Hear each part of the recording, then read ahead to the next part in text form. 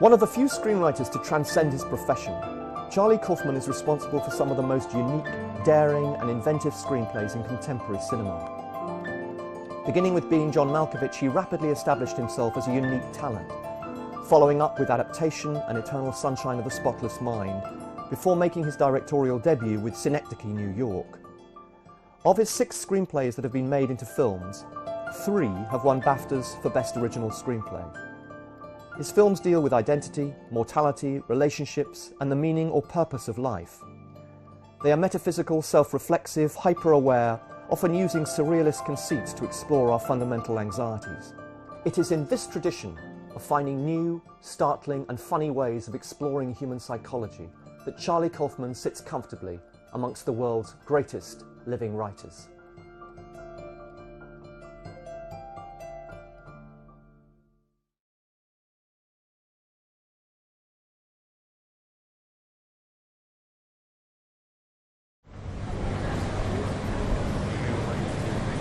I've never delivered a speech before, which is why I decided to do this.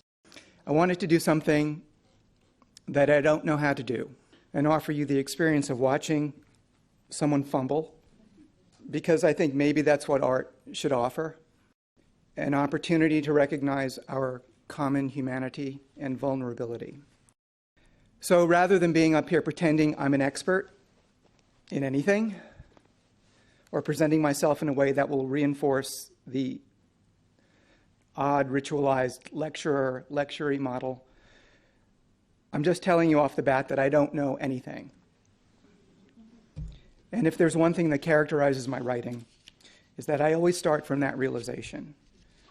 And I do what I can to keep reminding myself of that during the process. I think we try to be experts because we're scared. We don't want to feel foolish or worthless. We want power because power is a great disguise. I even feel odd calling myself a writer or a screenwriter. I do when I have to. I put it on my income tax form. But I feel like it's a lie, even though it's technically true. I write screenplays for a living, but it's not what I am. When I was young, I really wanted that label. I wanted to be something, I wanted to be a writer. There's this movie, Serpico, and there was a scene in Serpico where, Al Pacino is a cop, and he has an artist girlfriend, and there's a party scene where he's with all these different artist types, and they're saying, well, I'm a painter, but I work in a restaurant, and I'm an actor, but I work in an office, and this goes on for a while, and Al Pacino says, I'm a cop, and I work for the police department. And, but there's that feeling when you say you're something, when you want to say you're something, and you have nothing to back it up, because everybody says they're a writer, or everybody says they're this, or they're that. And this is what I felt. And everyone else thinks it's bullshit.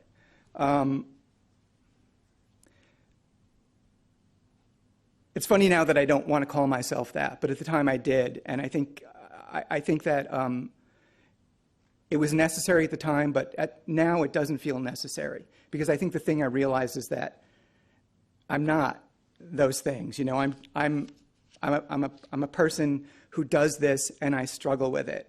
I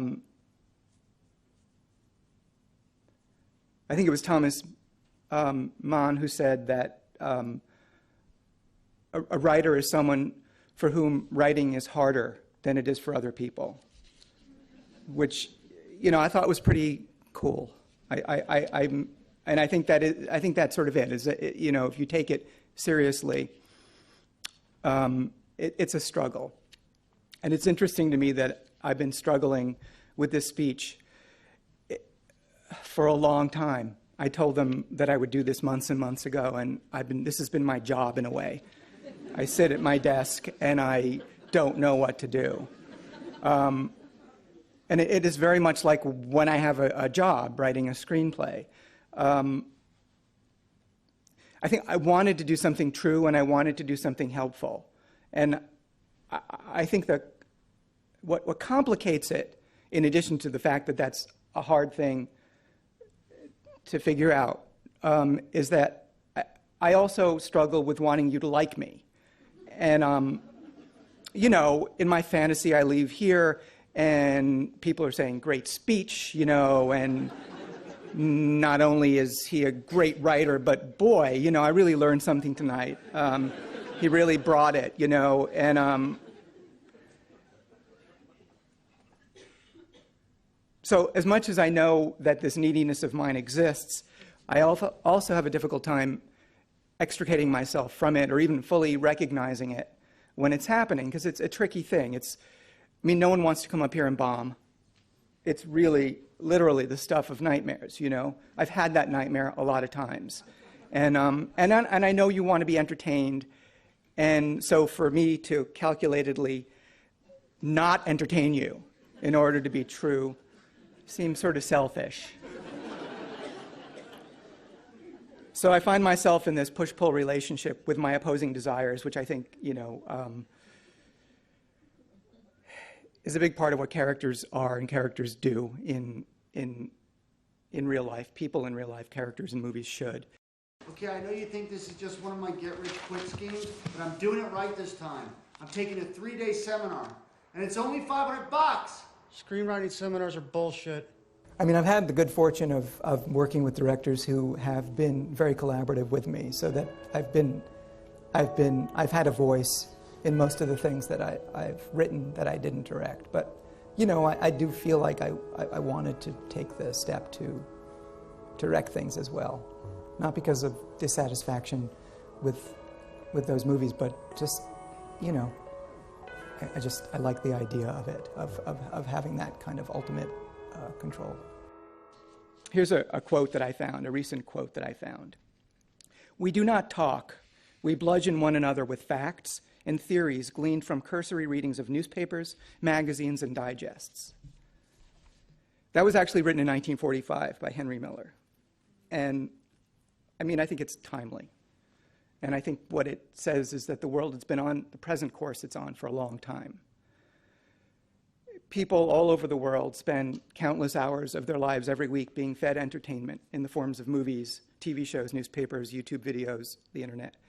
And it's ludicrous to believe that this stuff doesn't alter our brains. And it's also equally ludicrous to believe that, at the very least, this mass distraction and manipulation is not convenient for the people who are in charge. People are starving. They may not know it because they're being fed mass-produced garbage.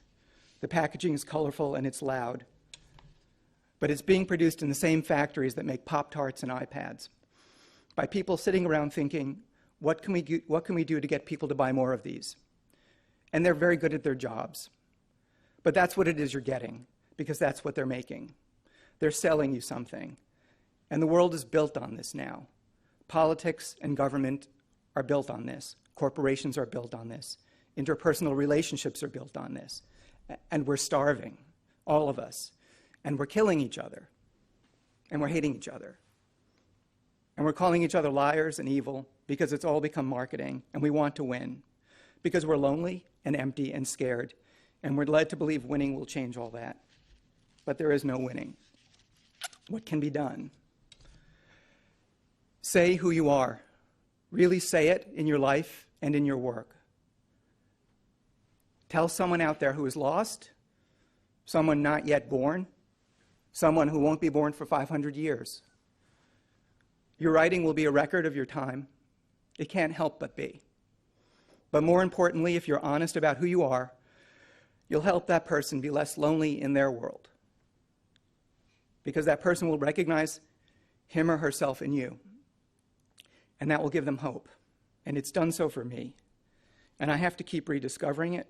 Its profound importance in my life. Give that to the world, rather than selling something to the world. Don't allow yourself to be tricked into thinking that the way things are is the way the world must work, and that, in the end, selling is what everyone must do. Try not to.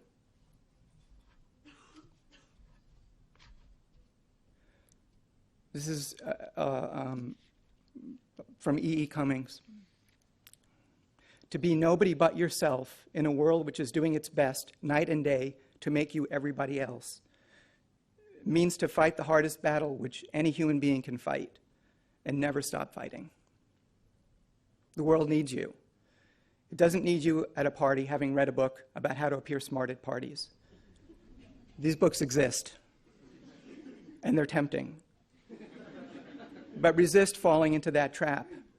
The world needs you at the party, starting real conversations, saying, I don't know, being kind.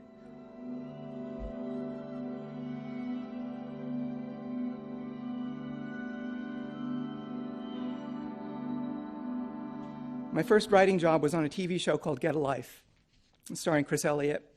The show was really mostly in the voice of its creators, Chris Elliott and Adam Resnick. They had worked together on David Letterman's show, and Chris's character came from that show. So consequently, Adam Resnick's scripts were the best of the show. And we all tried to write in Adam's voice. That was the job. And I was frustrated with my results. But it occurred to me that there was no solution to this problem as long as my job was trying to imitate someone else's voice. I could maybe get close, but I was never going to get better at it than Adam. The obvious solution was not to throw my hands up, but try to find myself in a situation where I was doing me, not someone else. Do you? It isn't easy, but it's essential. It's not easy because there's a lot in the way. In many cases, a major obstacle is your deeply seated belief that you is not interesting. And since convincing yourself that you are interesting is probably not going to happen, take it off the table. Agree. Perhaps I'm not interesting, but I am the only thing I have to offer, and I want to offer something. And by offering myself in a true way, I am doing a great service to the world because it is rare and it will help. As I move through time, things change. I change, the world changes. The way the world sees me changes. I age, I fail, I succeed, I am lost. I have a moment of calm. The remnants of who I have been, however, hover, depress me, embarrass me, make me wistful. The inkling of who I will be depresses me, makes me hopeful, scares me, embarrasses me.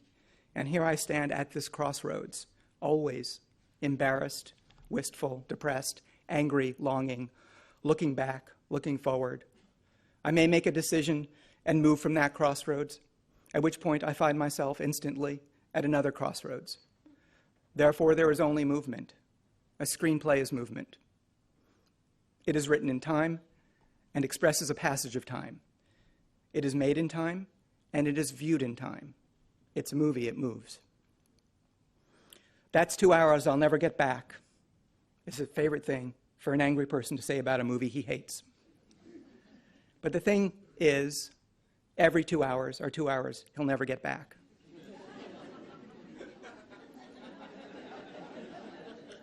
You cannot hoard your 2 hours.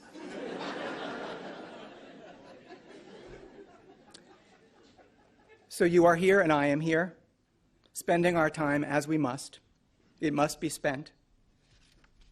I am trying not to spend this time as I spend most of my time, trying to get you to like me, trying to control your thoughts, to use my voodoo at the speed of light, the speed of sound, at the speed of thought, trying to convince you that your 2 hours with me are not going to be resented afterwards.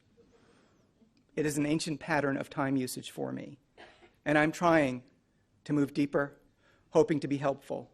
This pattern of time usage paints over an ancient wound and paints it with bright colors. It's a sleight of hand, a distraction. So to attempt to change the pattern, let me expose the wound. I now step into this area blindly. I do not know what the wound is. I do know that it is old. I do know that it is a hole in my being. I do know it is tender. I do believe that it is unknowable, or at least inarticulable. I do believe you have a wound too. I do believe it is both specific to you and common to everyone. I do believe it is the thing about you that must be hidden and protected. It is the thing that is tap danced over 5 shows a day. It is the thing that won't be interesting to other people if revealed. It is the thing that makes you weak and pathetic. It is the thing that truly, truly, truly makes loving you impossible. It is your secret, even from yourself. But it is the thing that wants to live. It is the thing from which your art, your painting, your dance, your composition, your philosophical treatise, your screenplay is born. If you don't acknowledge this, you will come up here when it is your time, and you will give your speech, and you will talk about the business of screenwriting. You will say that as a screenwriter, you are a cog in a business machine. You will say it is not an art form. You will say, here, this is what a screenplay looks like. You will discuss character arcs, how to make likable characters. You will talk about box office. This is what you will do. This is who you will be. And after you're done, I will feel lonely and empty and hopeless. I like when people like my things. I'm not crazy. Well, I am crazy, but I'm not that crazy. But it has to be on the terms that make sense to me. I want to like it. If other people like it, that's really good and great, because it means that something that I've said has somehow, resonated with somebody, and that's amazing. I want that. But it has to be the thing that I've said. When I first started to work in series television, I didn't need to take a course in how to write a half-hour comedy. I knew, because I had been raised as a consumer of TV series. I understood the rhythms. I understood the types of jokes that were acceptable. I understood the stock characters. And of course, all of this was in service of the perpetuation of the same consumer culture that trained me and made me desire to be part of it. I was a zombie. It's a massive issue because the business I'm in is the same business that politicians and corporations are in. It's a business of selling something that's important to them by disguising it as something that's important to you. And it's ubiquitous. And I don't think it's symbiotic. What I'm trying to express, what I'd like to express, is the notion that by being honest, thoughtful, and aware of the existence of other living beings, a change can begin to happen in how we think of ourselves and the world, and ourselves in the world. We are not the passive audience for this big messed up power play. We don't have to be. We can say who we are. We can assert our right to existence. We can say to the bullies and con men, the people who try to shame us, embarrass us, flatter us, to the people who have no compunction about lying to us to get our money and our allegiance, that we are thinking, really thinking about who we are, and we will express ourselves, and with this, other people won't feel so alone.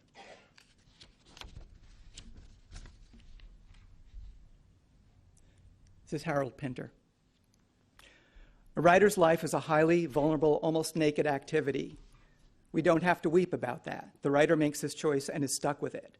But it is true to say that you are open to all the winds, some of them icy indeed. You are out on your own, out on a limb. You find no shelter, no protection, unless you lie. In which case, of course, you have constructed your own protection and, it could be argued, become a politician. It's weird to be a human. We get to think about things. We get to wonder. This seems like quite a privileged position in the universe, and I wouldn't give it up for certainty. Because when you're certain, you stop being curious. And here's the one thing I know about the thing you're certain about. You're wrong. Of course, this is a paradox. How is it possible to know that you can't know anything? It isn't. It's just a theory. And I remain open to being proven wrong. Think about your reaction to me. Think past it. Why do you have that reaction? Why do you react this certain way to certain things? What does your reaction have to do with your wants? How does it correlate? How would your reaction to what I'm saying change if I were older, younger, female, a different race, British? What does it mean about you that it would change? What does it mean about the subjectivity of your opinions? What if I was me but had a different demeanor? What if I was more confident, less confident? What if I was more effeminate? What if I was less effeminate? What if I was drunk? What if I was on the verge of tears? Think about all the assessments, all the interpretations that occur with each interaction. Think about all that you bring to each encounter. Multiply that by all the people here. How much is going on in this room? And how do we weave that into a movie? The challenge of multiple points of view forces us to come up with new solutions, to throw away conventional approaches. Movies tend to be very concrete in their construction of events and characters. It's a tricky medium in which to deal with interior lives, but I think it's really a great medium for it. Movies share so much with dreams, which of course only deal with interior lives. Your brain is wired to turn emotional states into movies.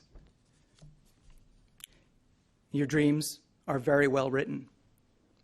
I know this without knowing any of you. People turn anxieties, crises, and longing, love, regret, and guilt into beautiful, rich stories in their dreams. What is it that allows us the creative freedom in our dreams that we don't have in our waking lives? I don't know, but I suspect part of it is that in our dreams we are not constricted by worry about how we will appear to others. It's a private conversation with ourselves. And if we're worried about it, this becomes part of the dream. I think if we were better able to approach our work this way, the results would be different. So what is a screenplay, or what might it be, since we were talking specifically about screenplays tonight? A screenplay is an exploration. It's about the thing you don't know, to step into the abyss. It necessarily starts somewhere, anywhere. There is a starting point, but the rest is undetermined. It is a secret, even from you. There's no template for a screenplay, or there shouldn't be. There are at least as many screenplay possibilities as there are people who write them. We've been conned into thinking there is a pre-established form. Like any big business, the film business believes in mass production. It's cheaper and more efficient as a business model. But I don't want to talk about that aspect of screenwriting. Here's what I know about a screenplay. Simply that it is a text that describes what happens in a movie. And I'm not even sure about this definition. I think what might make this form of endeavor exciting for writers is that they find themselves in an environment where they are encouraged to use their powers to explore the world, their minds, and the form itself. Think about the staggering possibilities, the marriage of light, vibration, and time. I think craft is a dangerous thing.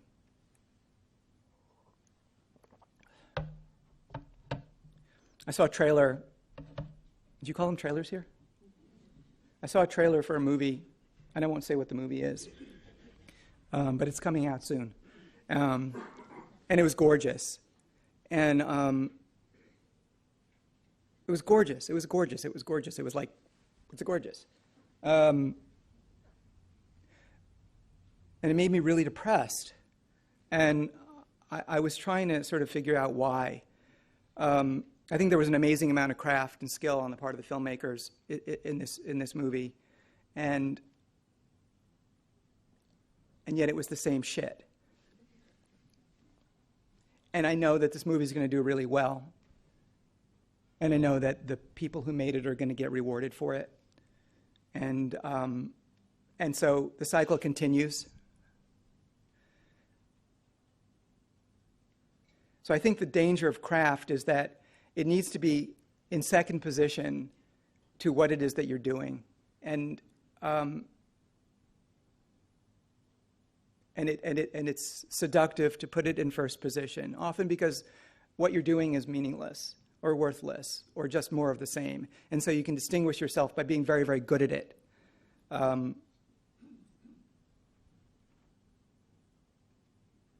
think you need to be willing to be naked when you do anything creatively in film or in any other form. That's really what you have to do,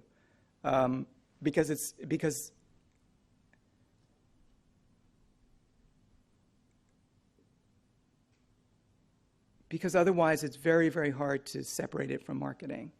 I think that it just sort of becomes what it's about. Yeah, shit. It's just that I told myself not to say Pope Alexander and sound like a dope, and then I go ahead and say... It's no big deal. You're such a sweetheart. I always try to do something that I don't know how to do, and I always try to do something different.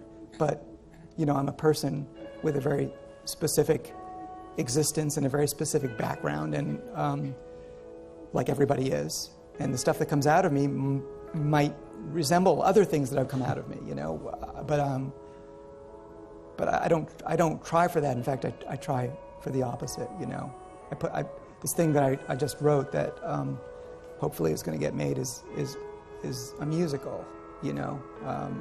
And I've never done that before, so I did it. The speaker stands on the stage. He looks out at the audience. He doesn't really know why he's here. Not really. More and more in his life, he finds himself in places he can't explain, not really explain. He knows he's here to give a speech, and he's told himself he intends to do some good with it. But he knows that reason crumbles to dust under investigation. What he wants is to change who he is. Each predicament, such as this one, each challenge he accepts in order to move him to the next level of truthfulness. Each time he goes in hoping he will come out a real person. He knows if he just takes enough risks, eventually he will be something that lives a real life. Sweat forms on his brow. How did I know? It's amazing. Because I wrote this a week ago, so. He is to speak on a subject. He has been chosen as an expert, but the subject is unclear to him, and he's lonely, is the truth in it. He feels trapped under burdens so immense, the history he carries, the thwarted relationships, the compromised relationships, the longing that drapes him like a shroud, the want. He is a wanting machine, ever wanting. He looks out at the audience. They don't know what to make of him. Why is he reading this story up there? He is to be giving a speech about screenwriting. Someone in the audience is happy. A train wreck is in progress, and he is witnessing it. The speaker knows this. He believes he has considered every possible audience reaction. He wants to be liked by them. He wants to be admired and adored. He wants to be found attractive. He hates himself for this. This is the stuff that it always comes down to, and his goal here tonight was to be different. He wants to be real in this contrived place, but he can't be. The truth suddenly stares him in the face. This is who he is. This is the real him, this needy, wanting thing, up here for the same aggrandizement as everyone else who does this. Look at me. But the pain and hollowness is real, the pain that stretches back into the haze that is his childhood. He leaves. That's it. It's nothing like anything he has ever done. He walks off the stage. People have paid money, he thinks, as he leaves. This will be on YouTube. I am finished. He returns to his hotel and sits at the bar. There is no hope left. I read an article about bullying recently. Everyone is up in arms about bullying.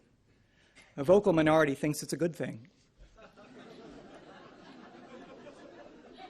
That it's part of growing up, that it builds character. What was left out of this article, and doesn't seem to be part of the discussion, is that bullying is a significant element of our culture. The bullying of children by children doesn't come from nowhere. The question remains whether bullying is an inherent aspect of human nature, but that doesn't change the fact that a culture that discourages rather than encourages bullying would have a better chance of curbing it. Our culture is marketing. This is what we do. And what is marketing? Trying to get people to do what you want them to. It's what drives our consumer culture. It's what drives our politics. It's what drives our art. Music, movies, books, fine arts. It's part of every research grant proposal. I don't want to participate. I don't want to tell you how to sell a screenplay or tell you how to write a hit or tell you how to fit into the existing system. I want to tell you that I have a hope, that there's another way to be in this world, and that I believe with courage and vulnerability and honesty that the stuff we put into the world can serve a better purpose. The way movies work now, and I'm talking about mainstream industry, the only goal is to get you to buy a product. The only goal, the only goal, the only goal, the only goal. And this intention creates the movies that we sit through. And the movies that we sit through create us. In government, we've been reduced to the same game. Through trickery, obfuscation, bullying, fear-mongering, the goal of marketing a candidate is achieved. I don't understand many things. I don't know as much as I'd like about anything. But I'm a human being, and I won't be in competition for the right to be treated decently. I won't play that game, nor should anybody have to. And in turn, I will try not to use whatever access I have to the public sphere to sell things, including myself. The world is very scary now. It always has been, but something grotesque and specific to our time is blanketing us. We need to see that it is not reality. It is a choice we're making or allowing other people to make for us. You are born into a body, into a family, into a situation, into a brain chemistry, into a gender, into a culture, into a time, as am I. At times I can feel the massive gravitational pulling of all these various things, pulling me in different directions, creating me. I watch the reactions I have that are as much my father's as they are mine. I know they are inherited through genes and situation, just as they have been from my father. And I feel immense loneliness of this prison, coupled with a great shame, because I can see that this prison has an open door, but I can't get through it. How weak I am. How can I not be a saner person, a healthier person, a more generous person? My sneaker company tells me that I can, and that it's up to me. It is a sign of great weakness if I don't just do it. And these are the priests of our culture, the therapists, the dad with a firm hand but your best interest at heart, a sneaker company that runs sweatshops in third world countries. This is our dad. And I don't know about you, but I can be moved to tears by these commercials that these people put out. And I think it's despicable.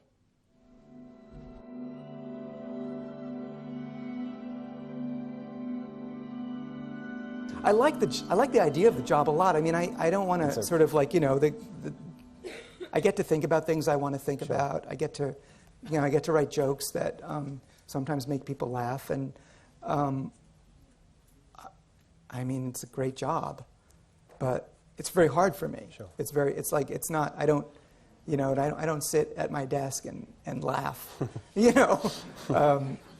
That's very, very rare, you know. Mostly I sit at my desk and look at stuff online. It's mostly what I do, because I can't think. Allow your screenplay to grow and change as you work on it. You will discover things as you work. You must not put these things aside, even if they are inconvenient. Let's not disregard all the little voices in order to simplify. Do not simplify. Let's not worry about what it looks like. Let's not worry about failure. Failure is a badge of honor. It means you risked failure.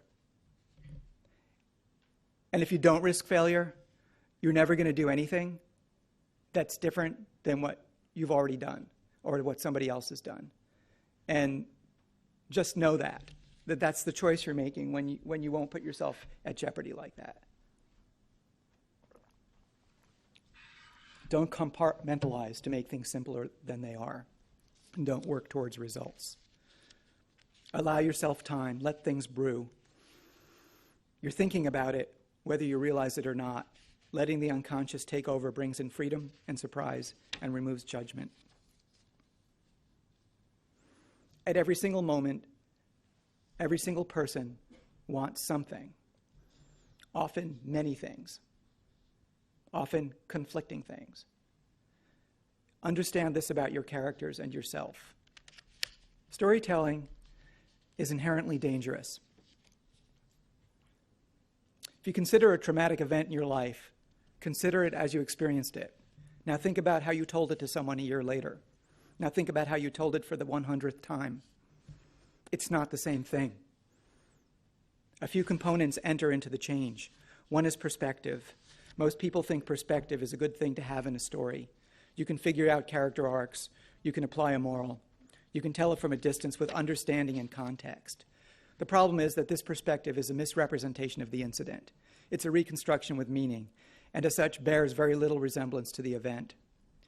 The other thing that happens in storytelling is the process of adjustment for the audience over time.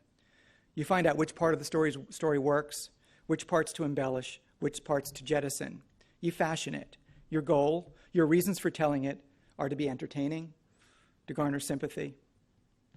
This is true for a story told at a dinner party, and it's true for stories told in movies. There are so many pitfalls when a movie comes out that it's hard to enjoy it when it comes out. I mean, obviously, if a movie does well and is critically, well received, and I like it, but I'm so needful of it, that kind of response, that I don't think, it doesn't feel good. It just feels less bad, because it feels really bad when people say mean things. It feels bad. Yeah. And I kind of wish that it didn't, but it does, and it does for me. And so, so that's me. John, don't tell me. Mapplethorpe? Malkovich. Right, okay. With a screenplay, you're creating a world. Consider everything, every character, every room, every juxtaposition, every increment of time as an embodiment of that world. Look at all of this through that filter and make sure it is all consistent. As in a painting, every element is part of one whole composition. Just as there is nothing separate in the actual world, there should be nothing separate in the world you create. I tell you this little story now because it's interesting to me, and I don't know why I'm telling it, but it's interesting to me, and it's sort of, it just seems like there's something inherently cinematic about it. I run in my neighborhood, and one day I ran past this guy who was running in the other direction, an older guy, and big, hulky kind of guy, really struggling, to huffing and puffing, and I was kind of going down a slight hill, and he was coming up the hill, but it was very slight, and he's wearing like a headband and he's sweatshirt, and so he passes me and he goes, "Well, sure, it's all downhill that way," and I love that. I love that joke, because it's funny, because it's a funny joke, and he made a connection, and it was like a witty thing to say. And so I had in my head that I like this guy. This is a cool guy, and he's my friend now. And so like a few weeks later, I'm passing by him again. I see him in the distance coming toward me, and we're going opposite ways. And I'm thinking, oh, there's the guy, that's cool. And so as we pass each other, he says, "Well, sure, it's all downhill that way." And I was like, oh, okay, he's got a repertoire, and he doesn't doesn't know, I mean, I'm not that special, He's probably said it to other people. Maybe he doesn't remember me. Maybe he doesn't remember. He's an older guy. Maybe there's some, And so, but okay, ha ha ha ha. I laugh. But this time it was a little forced, my laugh, because I got all these things going on in my head. I'm disappointed. And then I pass him again. And he says it again. And this time, he's going downhill. And I'm going uphill. And so it doesn't even make any sense anymore. It's not about anything. And I started to have so much pain about this because I'm embarrassed for him, and there's something wrong with him, I think. And then it just keeps happening, and it's all downhill that way. Probably heard it 7 or 8 more times, and I start to avoid him.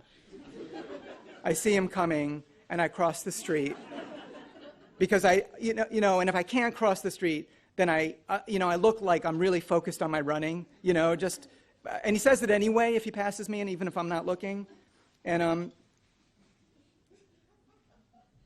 don't know why I'm telling you the story, except that I like the idea that it changes over time, and nothing has changed. What's changed is all in my head, and has to do with a realization on my character's part through time of there's no outward story here, and it can only be told in a form. It can't be told in a painting, I guess is the point I'm making. I wouldn't know how to do that, and I think that that's sort of. I mean, I'm probably reaching here to sort of say this, but I do think that, that when you're doing a movie, when you're doing a screenplay, you have to know why it's a movie. And if it doesn't have to be a movie, then you shouldn't make it. Because it's very important that what you do is specific to the medium in which you're doing it, and that you utilize what's specific about that medium to do the work. And if you can't think about why it should be done this way or needs to be done this way, then it doesn't need to be done this way. And then you should figure out what it is about this, if you want to do it, that needs to be told in the form of a movie. I sincerely hope that I have something of interest or value to say tonight. I can't tell anyone how to write a screenplay, because the truth is that anything of value you might do comes from you. The way I work is not the way that you work, and the whole point of any creative act is that. What I have to offer is me. What you have to offer is you. And if you offer yourself with authenticity and generosity, I will be moved.